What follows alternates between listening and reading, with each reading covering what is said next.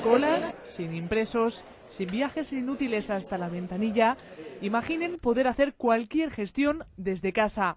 Hoy Torrent lo ha hecho posible y se convierte así en el primer municipio de la Comunitat Valenciana en ofrecer el 100% de los trámites online.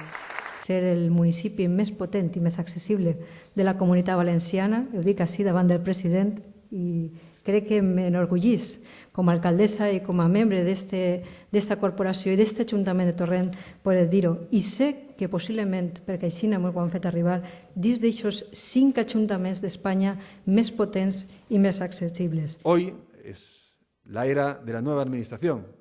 En Torrent lo han sabido entender muy bien, desde hace mucho tiempo.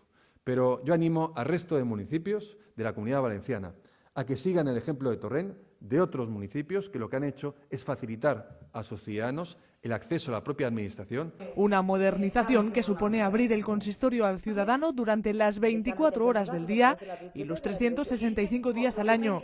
Desde el portal www.torrent.es solo hay que seguir los pasos para una inscripción, el pago de una tasa o un empadronamiento. Auténtica revolución. En estos momentos tenemos, no tanto como el Ayuntamiento de Torrent, pero sí 737 procedimientos administrativos ya que se pueden tramitar de forma online, que supone el 61% del total de la tramitación que hacemos en la Generalitat. Crec que eren de 9.000 expedients el que podíem estar deixant de fer sense fer en paper.